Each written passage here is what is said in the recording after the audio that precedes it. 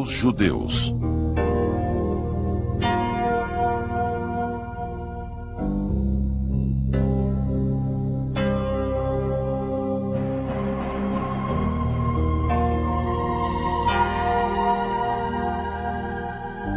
Escrito e narrado por Clóvis Bulcão. Direção de fotografia de Paulo Baruch. Uma produção da Casa de Produção.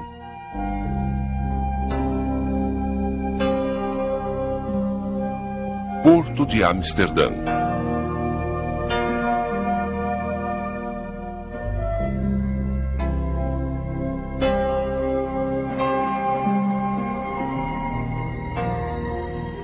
A descoberta da América pela perspectiva dos judeus deve ser contada em dois tempos. Existe um tempo normal que todo mundo conhece, que é a chegada do Colombo trazendo a bordo dos judeus. Agora, existe também uma perspectiva pré-colombiana. Não estou querendo dizer que os judeus tinham descoberto em segredo a América antes do Colombo, mas que existe algo por trás disso, existe. É isso que nós vamos ver.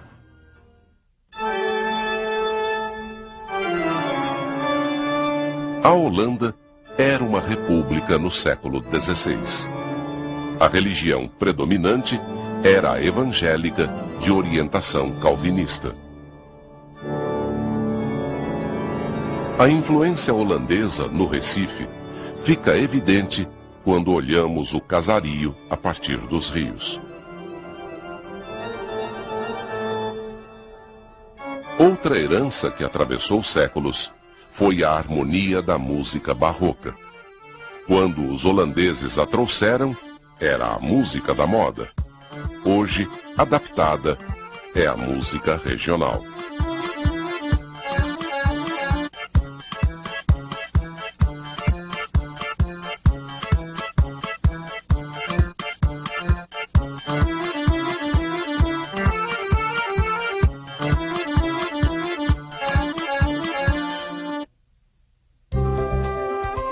Durante mais de 150 anos, a produção do açúcar foi a base da economia brasileira. Entre 1530 e 1680, Recife e Olinda foram centros de comércio dos mais importantes do mundo. Os judeus que vieram da Holanda para o Recife eram de origem portuguesa. Eles tinham sido expulsos de Portugal pela Inquisição. Uma vez no Brasil, os judeus portugueses investiam em fazendas de cana-de-açúcar, tornando-se assim senhores de engenho. Muitos tiveram filhos e netos, que deixaram marcas profundas de sua estadia no Brasil colônia.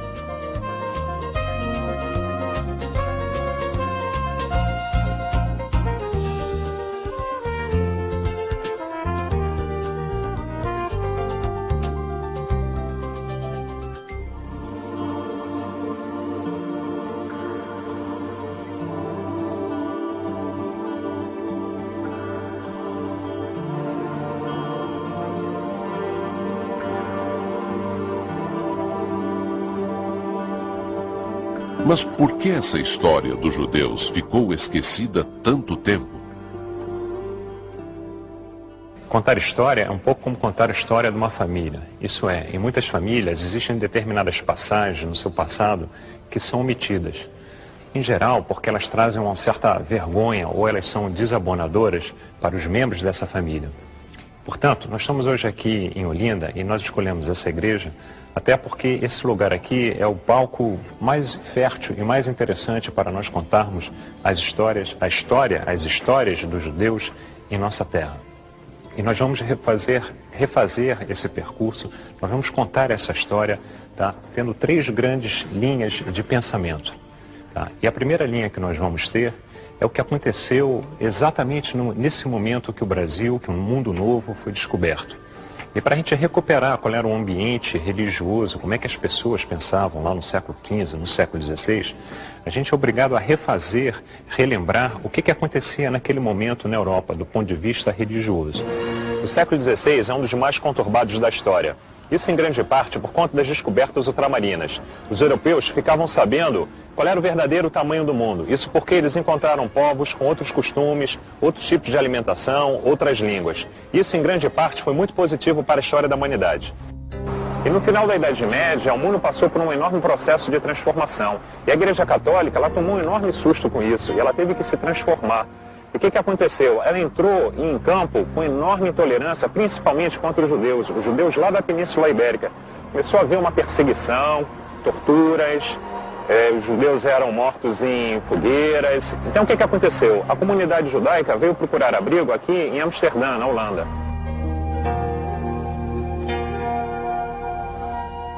Os holandeses, no século XVI, já eram famosos por duas coisas: sua incansável batalha contra o mar e sua tolerância política e religiosa. O maior exemplo da adaptação dos judeus portugueses aqui em Amsterdã foi a construção dessa sinagoga, que é apenas a maior da Europa.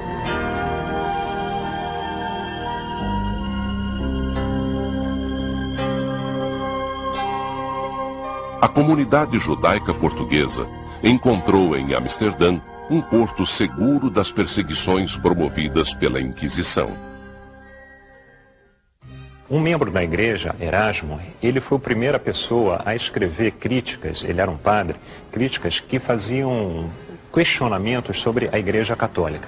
A partir disso aí, isso vai se desenvolvendo como uma bola de neve. Outros pensadores vão botar em questionamento, valores e conceitos da Igreja Católica. Essa questão ela vai culminar mais adiante quando Lutero escrever uma tese criticando as indulgências que eram vendidas pela Igreja. E o que eram as indulgências? Na verdade, o Papa em Roma ele estava precisando de dinheiro para acabar de construir, para embelezar a igreja lá de Vaticano, de São Pedro. Foi com o dinheiro das indulgências que Michelangelo pôde realizar toda a sua magnífica obra. Até hoje, a Capela Sistina é admirada como a obra-prima da sensibilidade católica.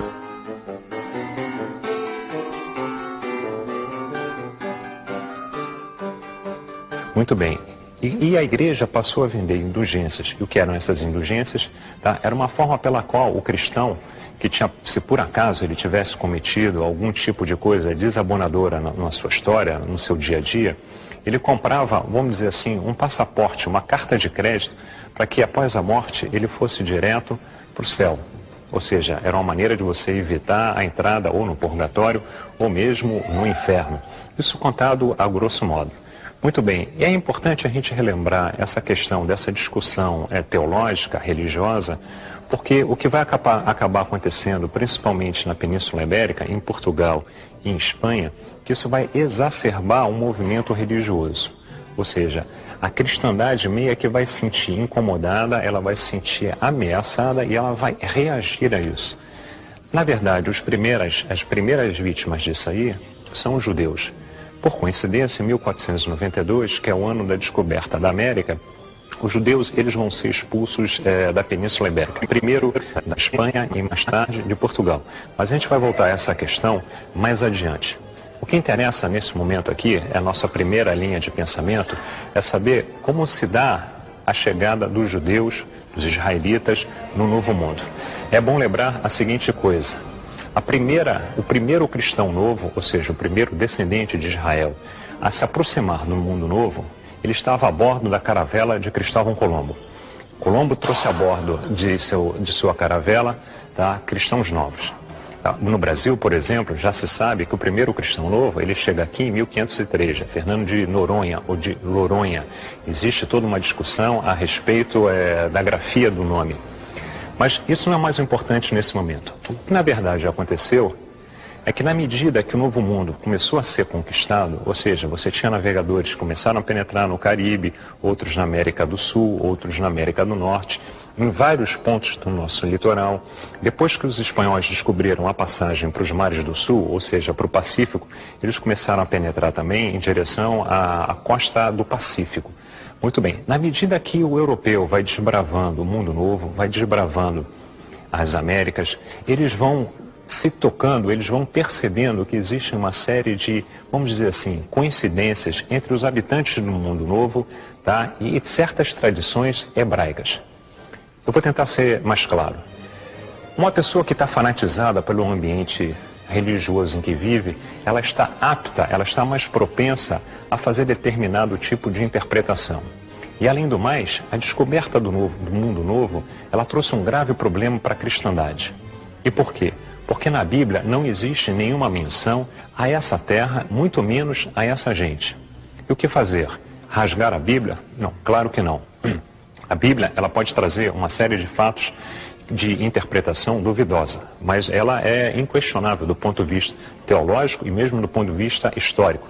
Quase todas as suas passagens são comprovadas tanto pela história, até mesmo pelos manuscritos recém-descobertos do Mar Morto.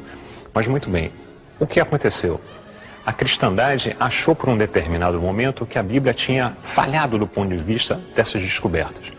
Portanto, cabia à cristandade descobrir uma explicação que desse conta da história dessa gente que habitava o mundo novo e dessas terras. E o que começou a acontecer, que por viverem nesse ambiente fanatizado, os europeus foram percebendo, foram descobrindo, foram querendo enxergar uma série de coincidências. Por exemplo, das 600 línguas, no mundo novo, mais ou menos, são faladas 600 línguas. Aqui, por exemplo, no Brasil, com o português, são faladas mais ou menos 209 línguas. Em quase todas elas se conta a história dos povos no mundo novo a partir do dilúvio. Além do mais, o que acontece? Grande parte dos índios americanos se dizem descendentes de homens brancos e barbudos. Esses conquistadores do Novo Mundo, na medida que eles vão desbravando o continente, eles vão descobrindo uma série de coincidências, como por exemplo, em muitas tribos nas Américas, você tem homens que são circuncisados, assim como o povo de Israel.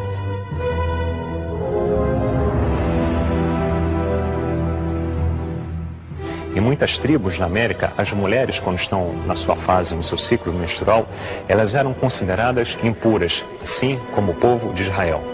Os índios gostam, têm como tradição, principalmente aqui na parte mais sul, no nosso continente, os tupis, o mesmo grupo G, eles têm hábitos de tomar banho. Na Idade Média, por exemplo, só quem tomava banho eram os descendentes de Israel, os judeus. Então, o que aconteceu? Esses europeus, eles vão descobrindo essas falsas coincidências e vão achando que os índios brasileiros, eu estou falando no caso do conquistador português, eles acham que estão, na verdade, de frente, diante de um povo que é descendente das tribos de Israel.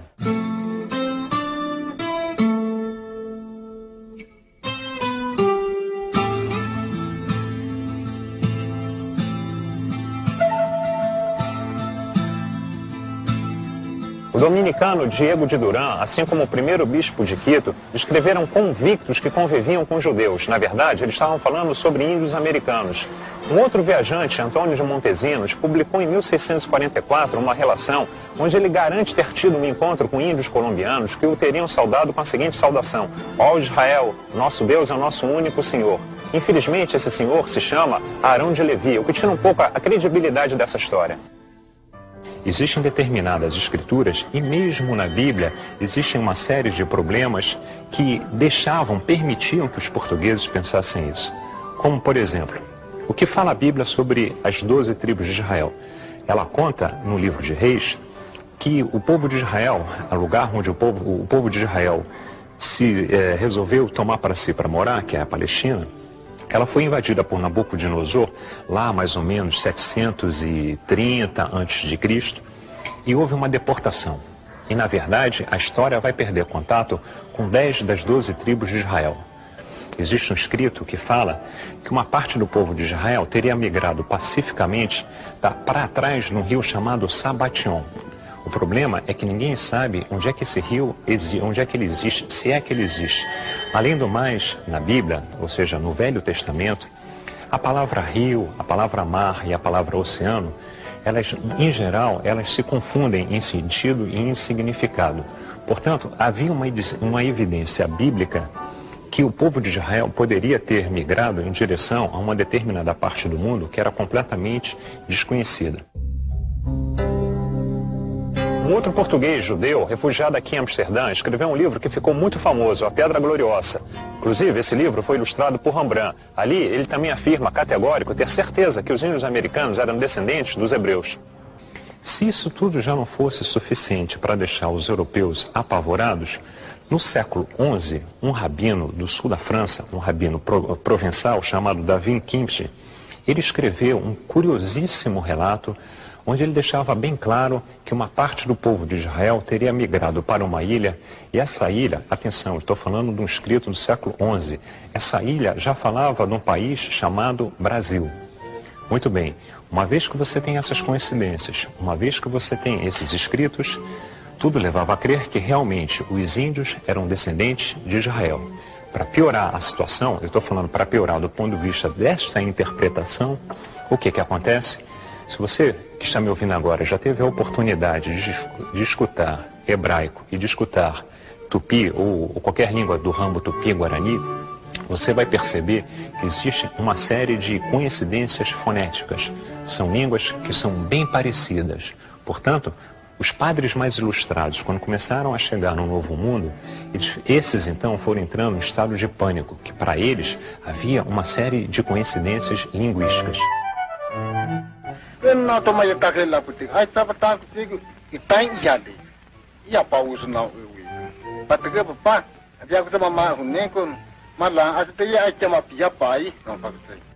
בראשית ברא אלוהים את השמיים ואת הארץ, והארץ הייתה תוהו ובוהו וחושך על פני תהום, ורוח אלוהים מרחפת על פני המים. ויאמר אלוהים, יהי אור, והיה אור. Mais adiante, no século XVII, tem um ótimo exemplo para mostrar de como a cristandade ainda suspeitava dessa hipotética origem judaica dos nossos índios. É que o grande padre Antônio Vieira, ele chegou mesmo a organizar uma expedição no Maranhão atrás de tribos descendentes de homens brancos. E o padre Antônio Vieira é um homem acima de qualquer suspeita, era um homem muito ilustrado e sem nenhum tipo de preconceito, principalmente em relação aos filhos de Israel. O padre Antônio Vieira foi um homem que sempre pregou a liberdade de consciência, a liberdade religiosa, mesmo no Brasil. O que os católicos então fizeram? Mandaram para o Novo Mundo um padre jesuíta, o padre José de Acosta. E esse padre, ele veio com a missão de resolver essa questão. E era uma coisa muito importante para a igreja. O que o padre José Acosta faz? Ele percorre todo o mundo novo, do Alasca à Terra do Fogo, de Lima até o Atlântico. E ele vai fazendo essa viagem atrás de desvendar esse mistério. Afinal de contas, era uma coisa embaraçosa para os cristãos que estavam, na verdade, meio que ainda em Guerra Santa. E por que em Guerra Santa? Porque desde o século XII, quando a inteligência católica, eu estou falando agora do maior pensador católico da Idade Média, quando Bernard de Clairvaux pensou a expansão do catolicismo pelo mundo, ele já tinha pensado, lá no século XII, lá na Idade Média, ele já tinha pensado que a luta do catolicismo contra as outras religiões passaria necessariamente pelo Atlântico. Tá? Ele tinha imaginado a seguinte estratégia, e naquele tempo o grande inimigo do cristianismo, como em parte ainda é, vamos dizer assim, a grosso modo, é o quê? São os muçulmanos. E havia toda uma disputa de Jerusalém entre muçulmanos e cristãos. Isso aí que deu origem ao movimento das cruzadas lá na Alta Idade Média. O que esse padre pensou, Bernard de Clairvaux? Ele pensa a seguinte coisa: a cristandade ela deveria atacar o Islã em 3 frentes diferentes, sendo que uma das frentes ia passar pelo Atlântico.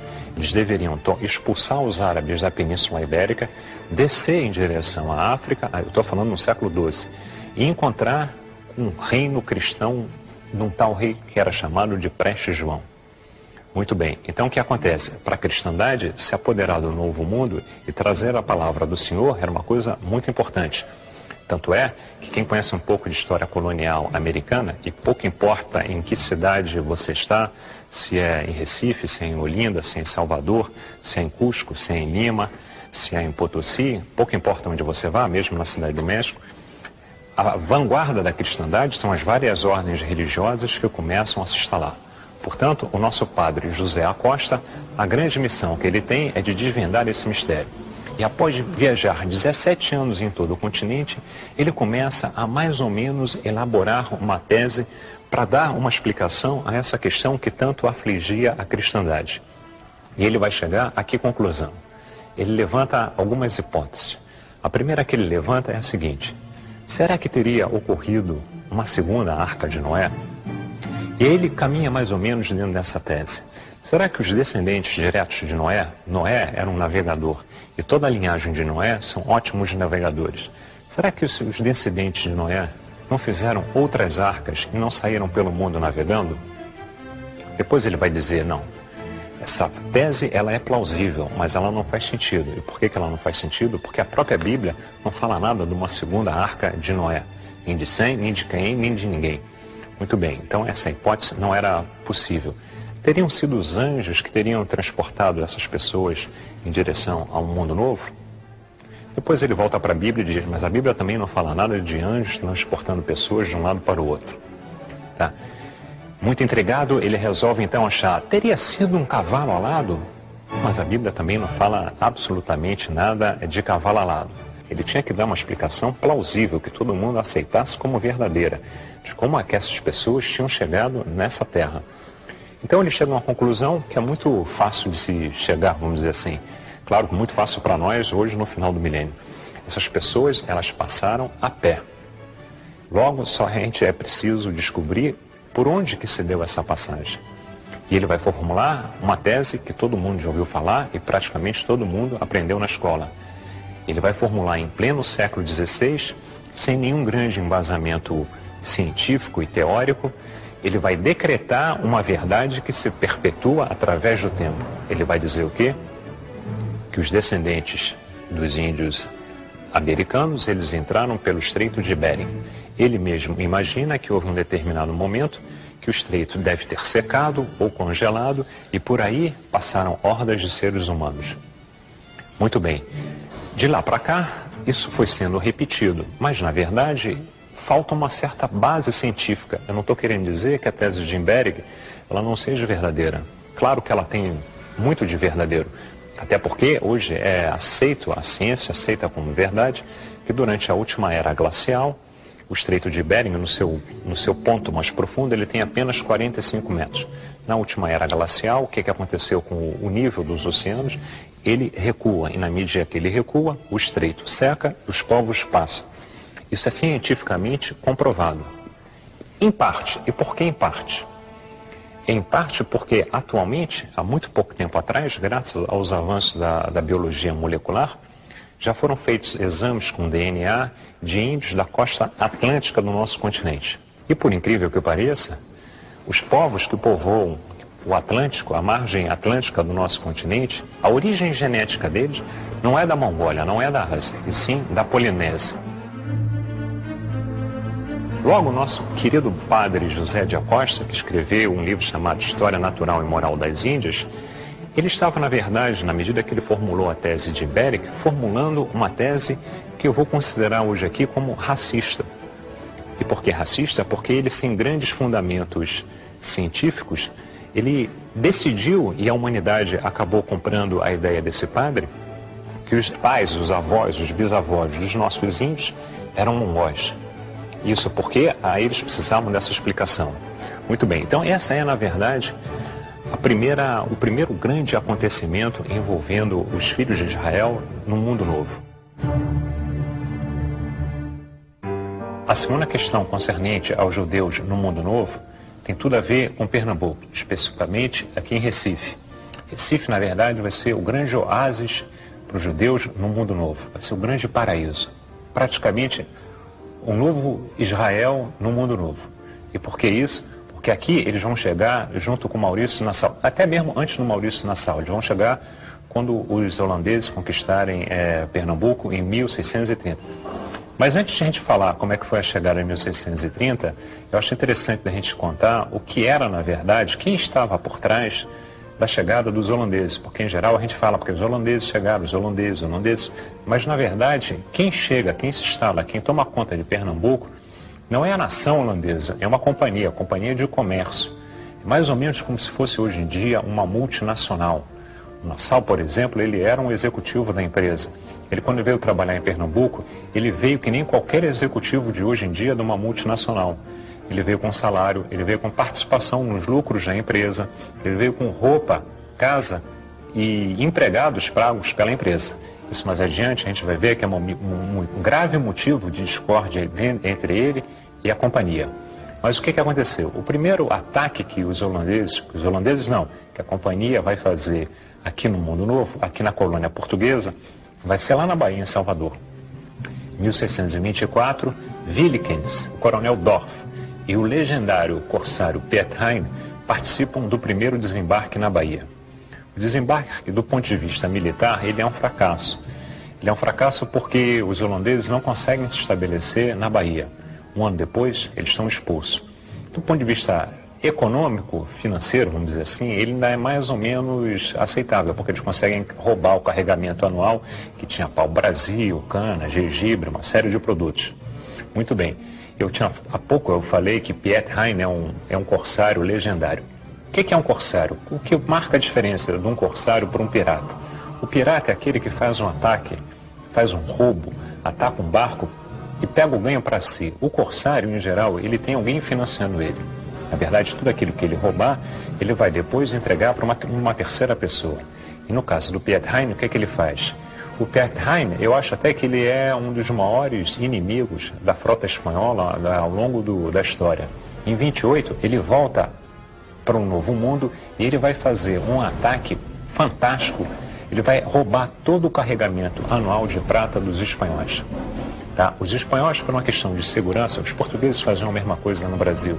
Eles embarcavam tudo em todos os navios que eles tinham e a frota, ela navegava junto em direção ao Novo Mundo. E por que eles faziam isso? Que era uma maneira mais prática de você defender contra os perigos que existiam no alto mar.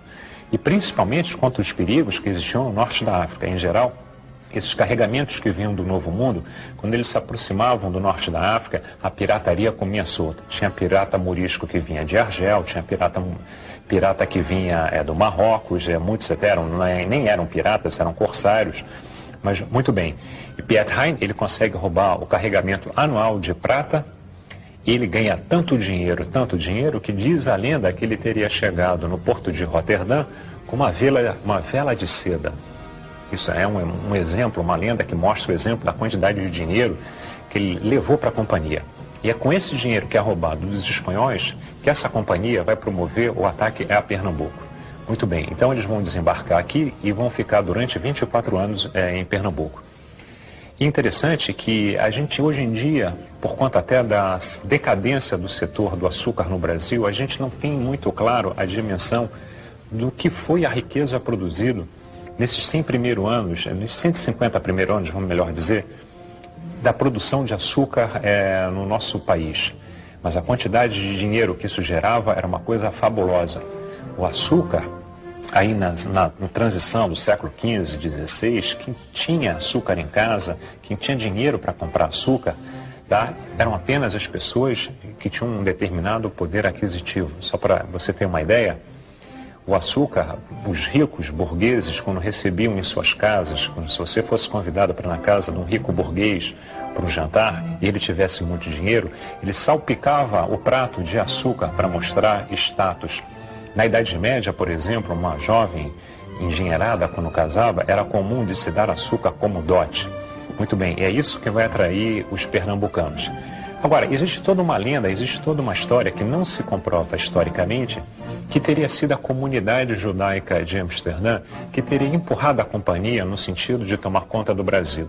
Por que existe essa lenda?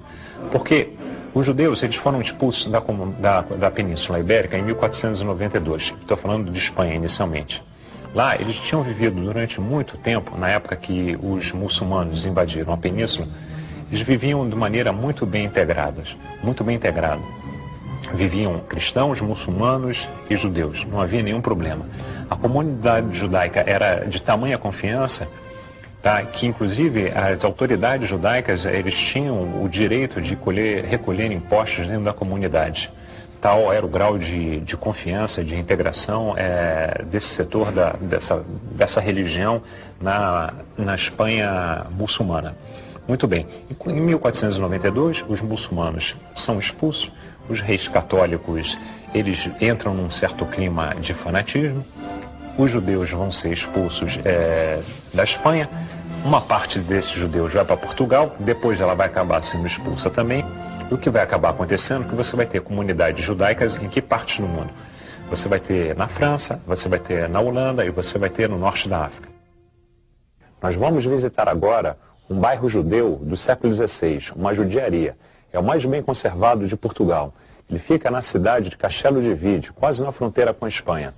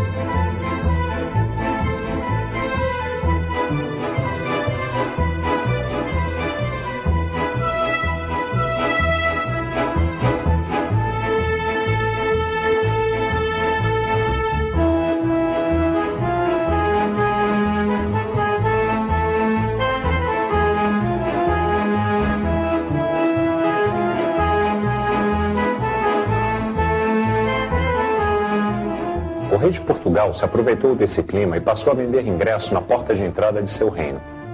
Isso fez com que os judeus pobres não pudessem entrar em Portugal. Mesmo assim, o clima aqui era bem parecido com o clima lá em Espanha. Então, esses que não conseguiram entrar em Portugal foram em direção a outros países da Europa ou então para o norte da África.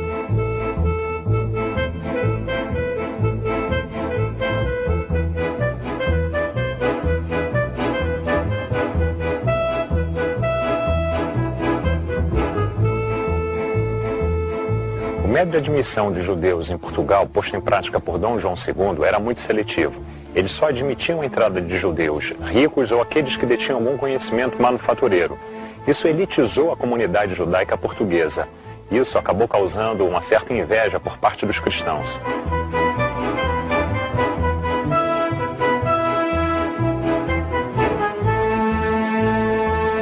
A partir de 1470, todos os judeus de Portugal foram obrigados a se converter ao catolicismo. Os cristãos novos, uma nova camada social, também continuou sendo vítima de perseguições. Existia uma lei, a Lei de Estatuto de Pureza do Sangue, que impunha uma série de limitações aos membros dessa nova comunidade.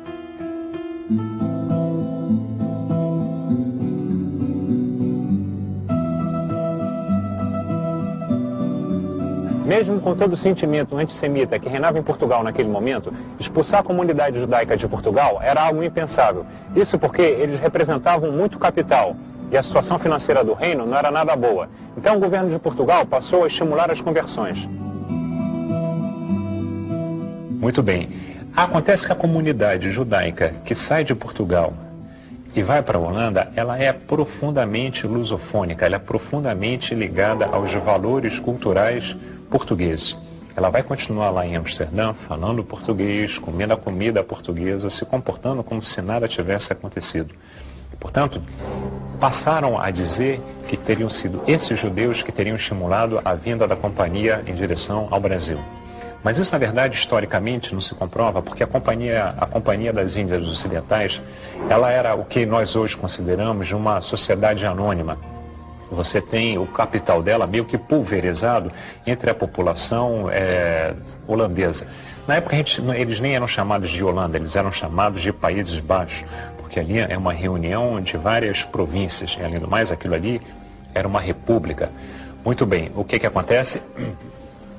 Os holandeses, eles chegam aqui, a religião predominante, tanto no Brasil holandês, eles são calvinistas, mas aqui eles vão tolerar o catolicismo e o judaísmo. Então, pela primeira vez no Novo Mundo, os judeus poderiam vir tranquilamente, sem nenhum problema, por exemplo, de perseguição, principalmente no que diz respeito à presença da Inquisição. E aqui em Recife, o que eles vão fazer? Vai ser aberta a primeira sinagoga do Mundo Novo.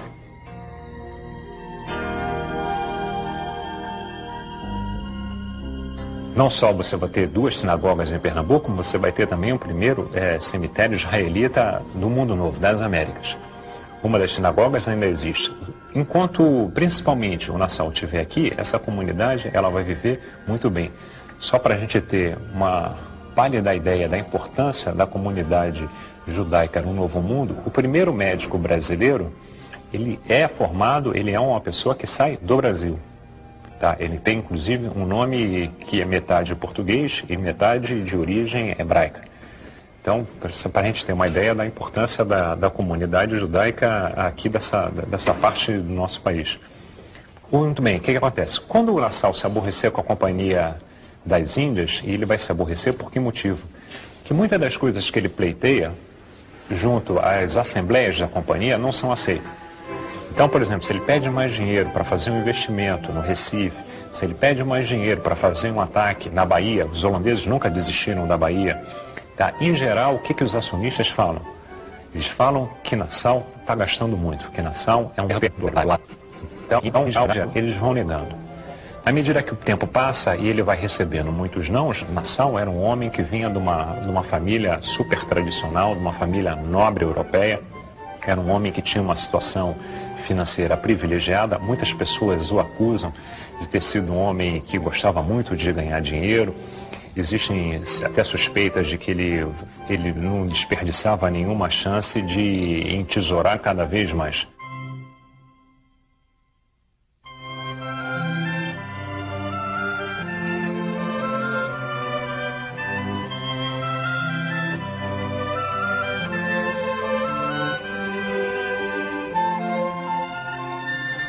Aqui nessa casa morou o grande Maurício de Nassau. Ele foi um dos maiores estadistas da história do Brasil. E por quê?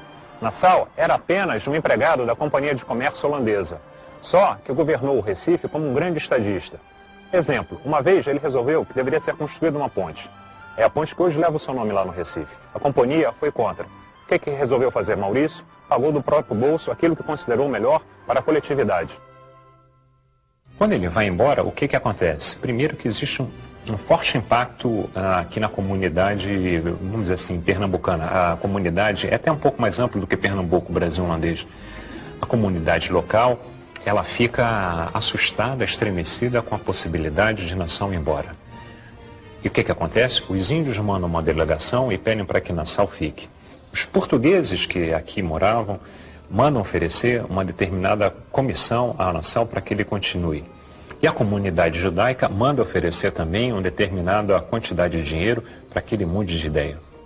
E o que acaba acontecendo é que o Nassau, ele resolve ir embora e ele vai embora.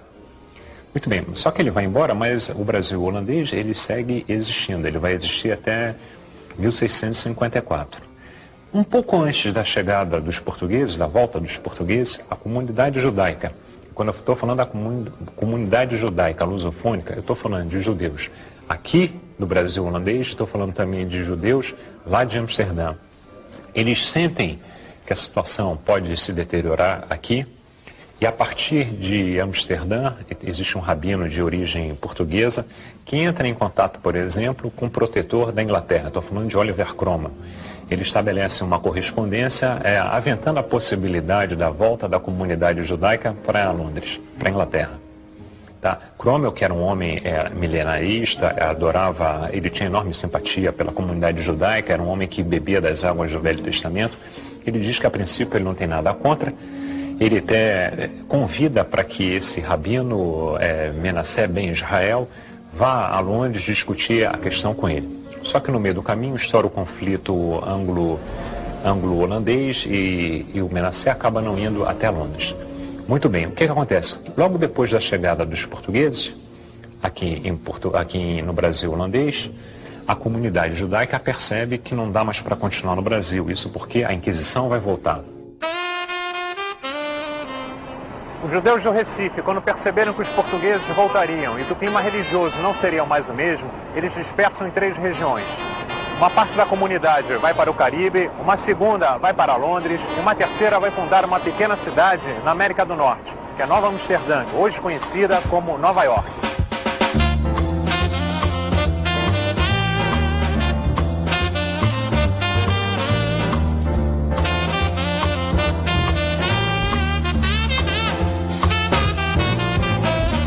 Os americanos aprendem na escola que a ilha de Manhattan foi colonizada pelos holandeses. Na verdade, foram os judeus portugueses que partiram de Recife, os primeiros investidores dessa cidade.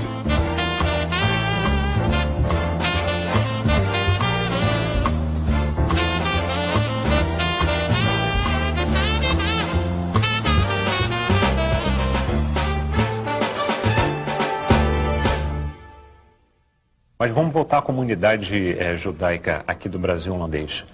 Quando os portugueses chegam, eles percebem bem que é o final da festa, não dá mais para continuar, a Inquisição vai cair em cima deles, e eles saem em dispersão. Eles vão, a grosso modo, eles vão em 3 direções. Tem uma parte da comunidade judaica, lusofônica, que vai em direção à Inglaterra.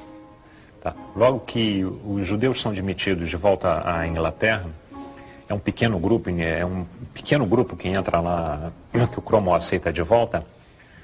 200 dos primeiros pioneiros judeus na Inglaterra, 200 são proprietários de terra no Brasil holandês. A outra parte ela vai em direção a Curaçao. E a terceira parte vai comprar a ilha de Manhattan e vai fundar a Nova Amsterdã, que depois a gente vai passar a chamar de Nova York. Muito bem, então esse é um segundo aspecto que a gente tem envolvendo a presença dos filhos de Israel no mundo novo. Agora tem um terceiro aspecto que é muito interessante, que são os cristãos novos. O que acontece? Em 1492, eu já tinha falado sobre essa data, o que acontece? Os judeus são expulsos da Espanha. Tá? Logo em seguida, eles vão começar a ser perseguidos também em Portugal. Só que havia uma possibilidade para que eles continuassem no reino, em ambos os reinos. Eram as conversões. Tá? E daí você vai ter um segmento que vai surgir, que são cristãos novos. A gente chama de cristão novo em Portugal, e na Espanha você vai chamar de marranos. Marranos, na verdade, significa porcos.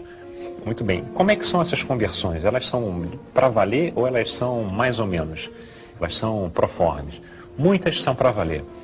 Muitos cristãos tiveram a preocupação, muitos judeus, tiveram a preocupação de realmente adotar a religião cristã. Eles abraçaram o catolicismo.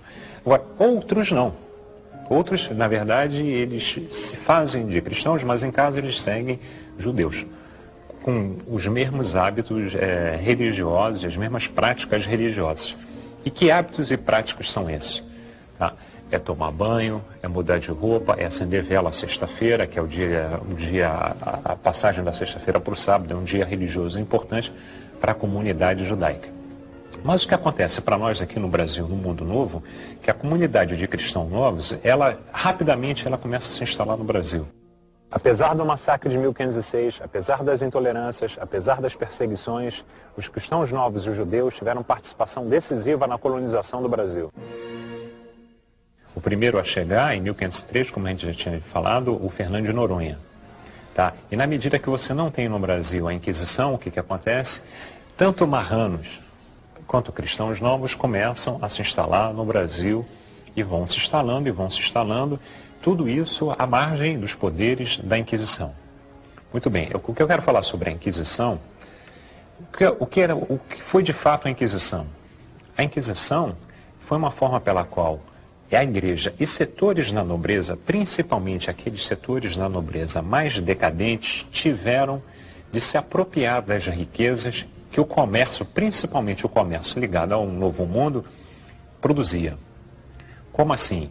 Como funcionava uma denúncia na Inquisição? Por exemplo, se eu visse um cristão novo começar a enriquecer, e pouco importava se ele era realmente cristão ou se ele era um falso cristão, isso era um detalhe, eu podia fazer uma denúncia.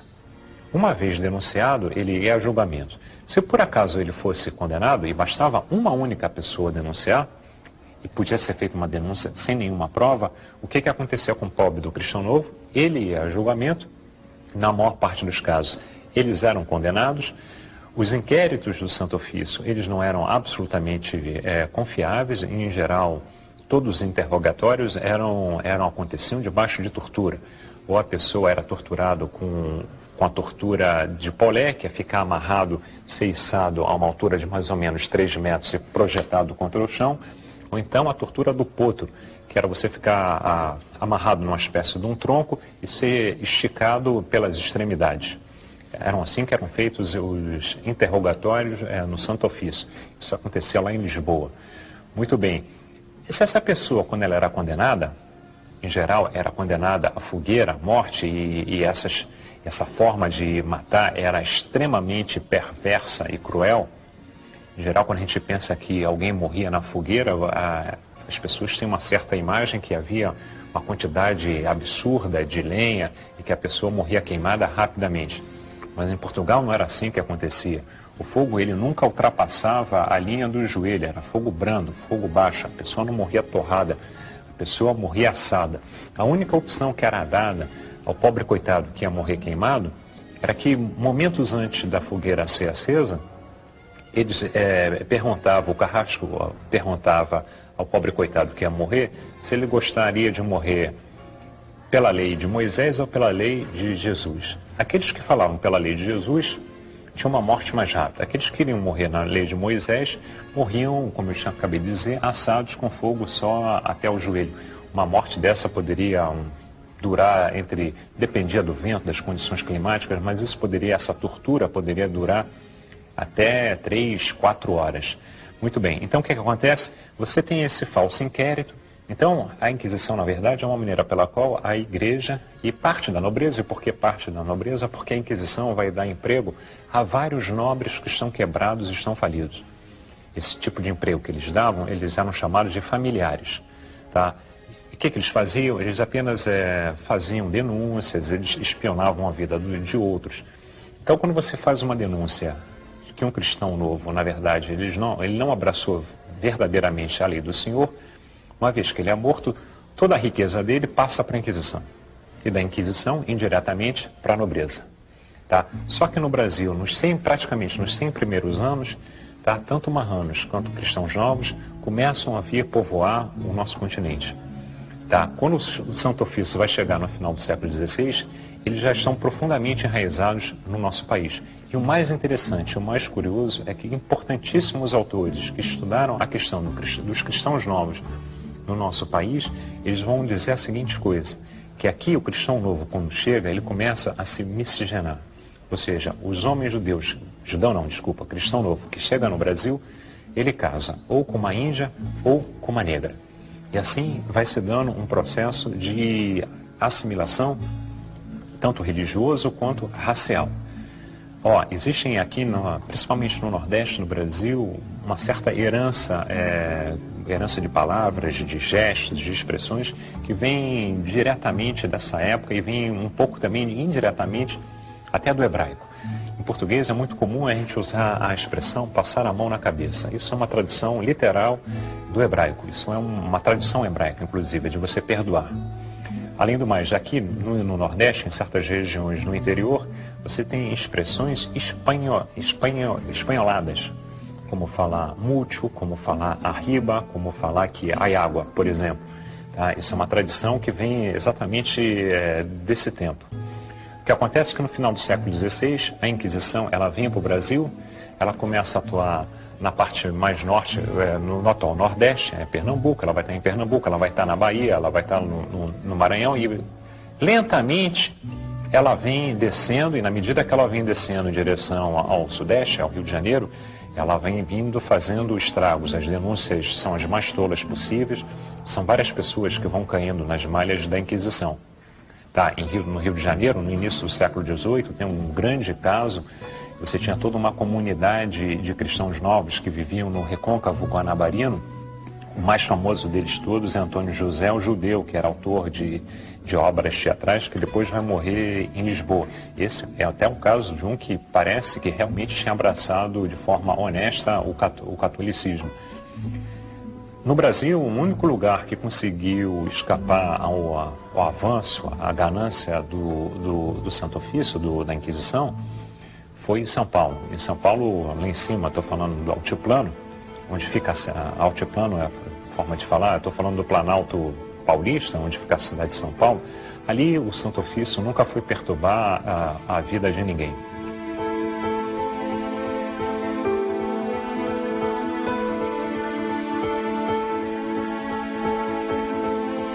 Nova York, Buenos Aires e São Paulo são as 3 grandes cidades das Américas aonde a Inquisição não molestou a comunidade judaica.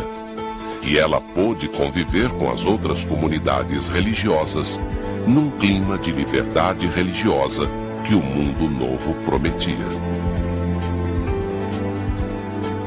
Mas o mais interessante dessa história, eu acho que o Brasil é um país singular e particular nesse sentido, que atualmente isso tudo virou história e atualmente não faz a menor diferença no nosso país você ser espírita, católico, cristão, ou ser mesmo membro de uma igreja evangélica.